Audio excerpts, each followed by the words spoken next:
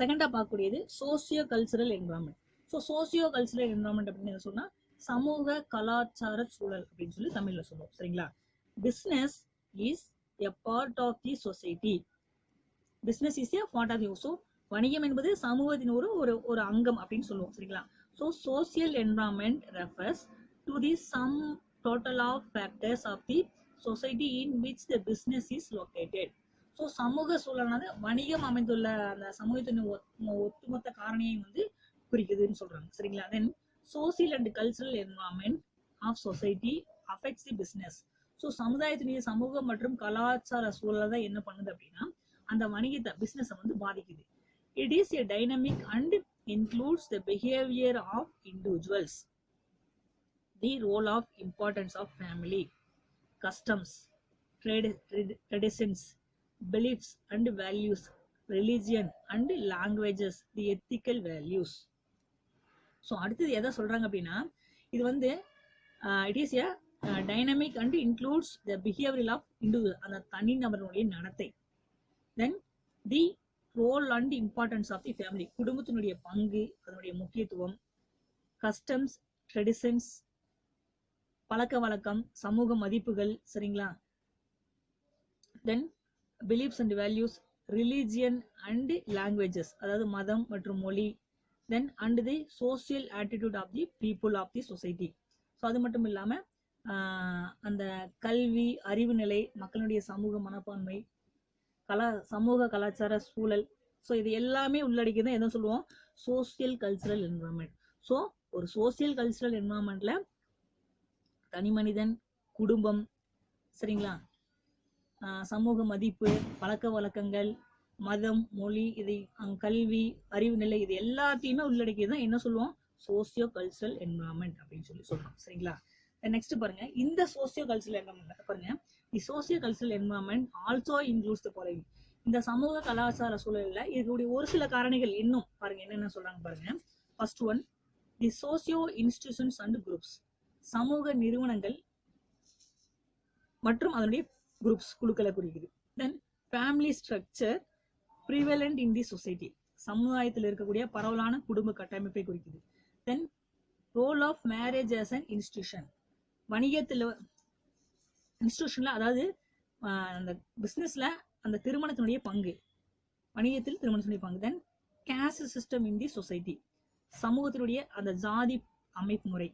Then customs, beliefs and values, மக்களுடைய பழக்க வழக்கங்கள், நம்பிக்கை, சமூக மரியாதைகள், இதையெல்லாம் வந்து குறிக்குது. Then demographic factors which includes the size, composition, literacy level, distribution and mobility of the population. So அது மட்டும் இல்லாமல் அடுத்தது மக்கள் தொகையினுடைய அளவு, அந்த அமைப்பு, கல்வி அறிவு நிலை, அந்த டிஸ்ட்ரிபியூஷன், அந்த விநியோகம் மற்றும் மக்கள் தொகை அடர்த்தி. ஸோ இது எல்லாமே கொண்ட ஒரு அமைப்பு, எல்லாத்தையுமே குறிக்கக்கூடியது. Next, the lifestyle of people and their taste, likes and preferences. So மக்களுடைய வாழ்க்கை முறை, அவங்களுக்கு பிடிச்ச மாதிரி அவங்களுடைய டேஸ்ட்டு, அவங்களுடைய நீட்ஸ். சரிங்களா? ஸோ இதையெல்லாம் தான் உள்ளடக்கியது என்ன அப்படின்னா இந்த சமூக கலாச்சார சூழல் அப்படின்னு சொல்லுவோம். சோசியோ கல்ச்சரல் என்வரான்மெண்ட் அப்படின்னு சொல்லுவோம். சரிங்களா? ஸோ இதெல்லாம் தான் வந்து சோசியோ கல்ச்சரல் என்வரான்மெண்ட் அப்படின்னு சொல்லுவோம். தென் நெக்ஸ்ட் நம்ம பார்க்க போறது political and legal environment. Political and legal environment அப்படின்னு எதை சொல்லுவோம் அப்படின்னா அரசியல் மற்றும் சட்ட சூழல். அரசியல் மற்றும் சட்ட சூழல் அப்படின்னு எதை சொல்லுவோம் அப்படின்னா தி framework for running a business is given by the political and legal environment. So ஒரு வணிகத்தை நடத்தணும் அப்படின்னா அதுக்கு தேவையான கட்டமைப்பு என்ன? அரசியல் மற்றும் சட்ட சூழலால் மட்டுமே தான் கொடுக்க முடியுது. பிசினஸ் ரன் பண்றது அப்படின்னா சாதாரணமான விஷயம் இல்லை. ஸோ அரசியல் மற்றும் சட்ட சூழல் மூலமா தான் நம்ம என்ன பண்ண முடியும்? பிசினஸ் வந்து ரன் பண்ணி ஆகணும். The success of a business lies in its ability to adopt the sustained political and legal changes. So பாத்தீங்க அப்படின்னா ஒரு வணிகத்தினுடைய வெற்றி என்பது எது தீர்மானிக்குது அப்படின்னா அந்த அரசியல் மற்றும் சட்ட மாற்றங்களுக்கு ஏற்ப நாம என்ன பண்ணணும்? அதை தக்க வைத்துக் கொள்வதற்கான அந்த திறனில் தான் நம்ம இருக்கிறோம். ஸோ அரசியல் மாற்றமோ இல்ல சட்டத்திட்ட மாற்றங்கள் வந்தாலும் நம்ம அதுக்கேற்ற மாதிரி அட்ஜஸ்ட் பண்ணி போனாதான் நம்ம பிசினஸ் வந்து கண்டினியூ பண்ண முடியும். சரிங்களா?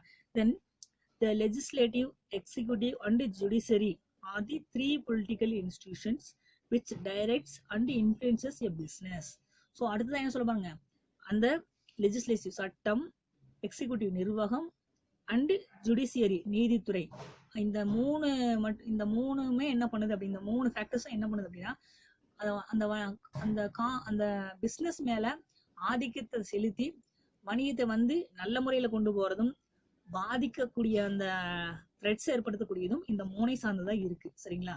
Then the major elements of the legal and political environment.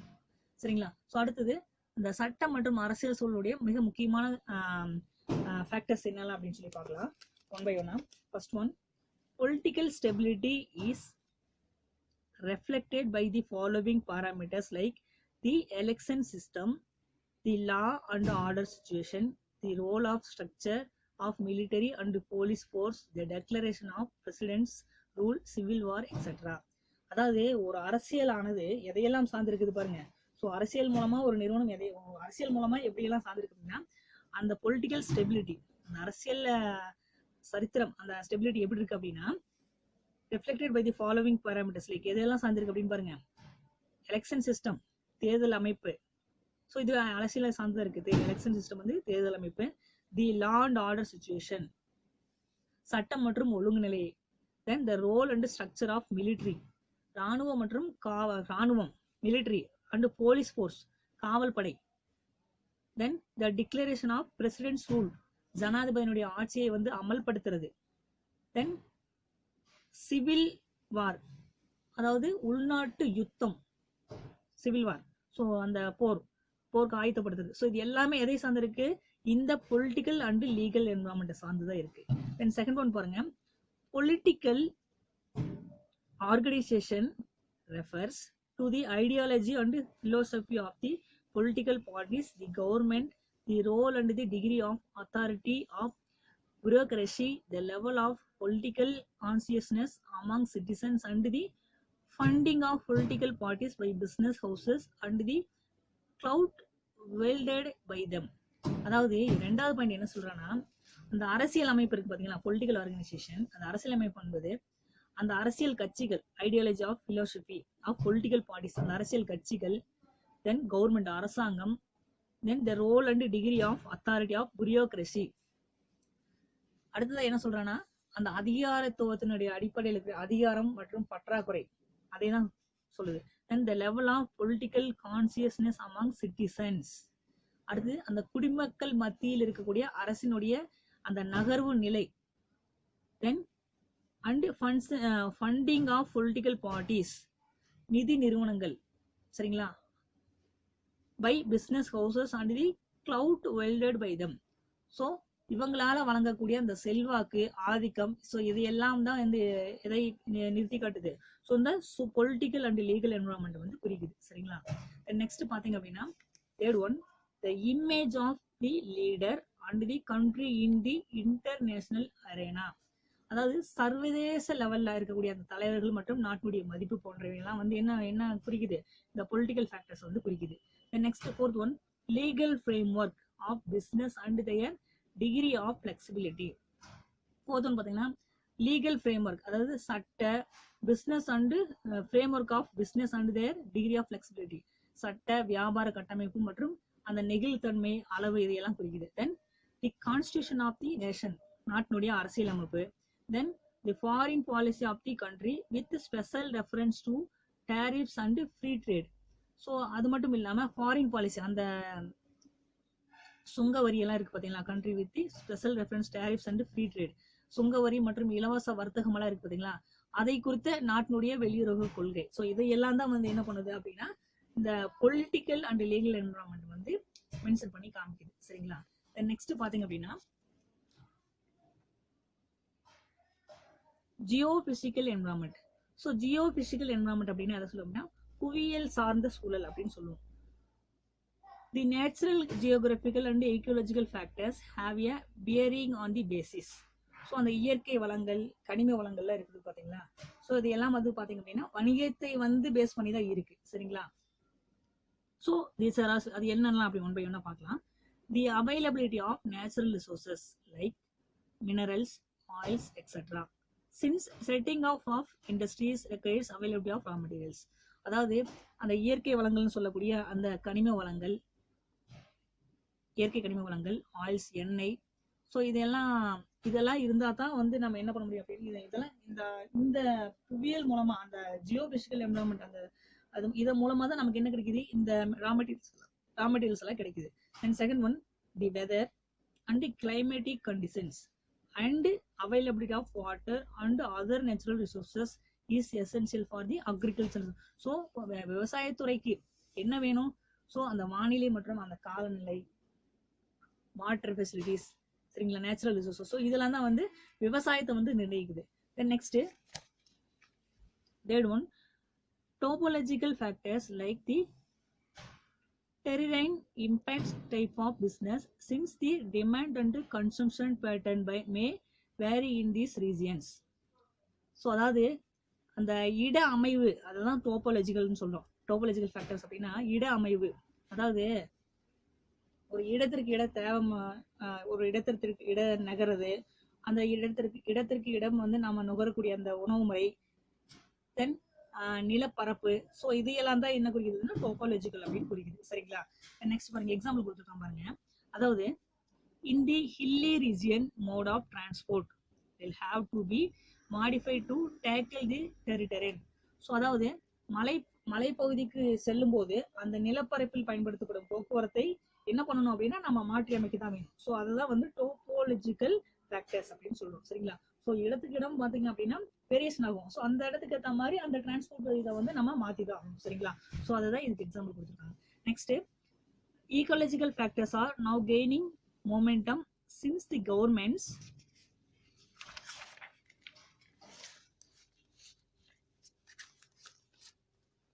across the globe are framing stringent policies for ecological conservation and prevention of pollution.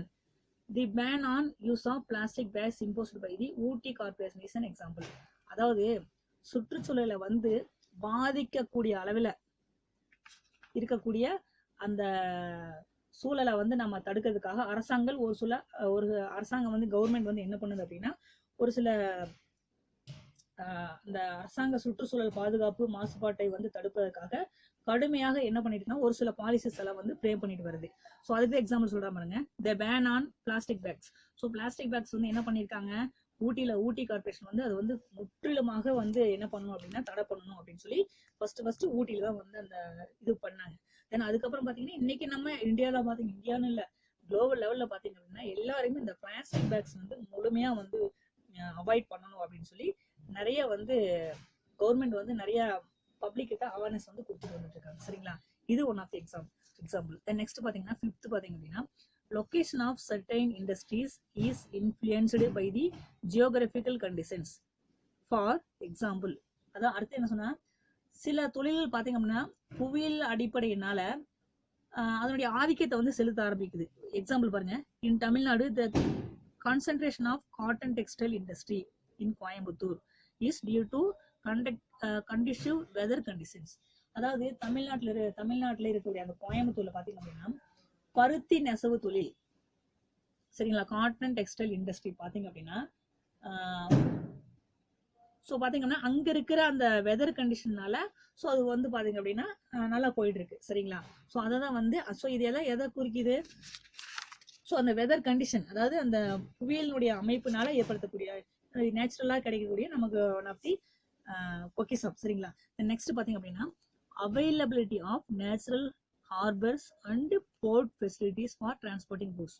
So அது மட்டும் இல்லாமல் பொருளை வந்து ஒரு இடத்துலேருந்து இன்னொரு கொண்டு போகிறதுக்காக நமக்கு நேச்சுரலாக கிடைக்கக்கூடிய அந்த ஹார்பர்ஸ், துறைமுகங்கள் அண்டு போர்ட் ஃபெசிலிட்டிஸ், இதுவும் கூட நமக்கு வந்து நேச்சுரலாக வந்து பார்த்தீங்க அப்படின்னா இந்த புவியியல் மூலமாக நமக்கு வந்து கிடைக்குது. சரிங்களா? ஸோ இதெல்லாம் பார்த்தீங்க அப்படின்னா ஜியோபிசிக்கல் என்விரான்மெண்ட் அப்படின்னு சொல்லி சொல்லுவோம். சரிங்களா?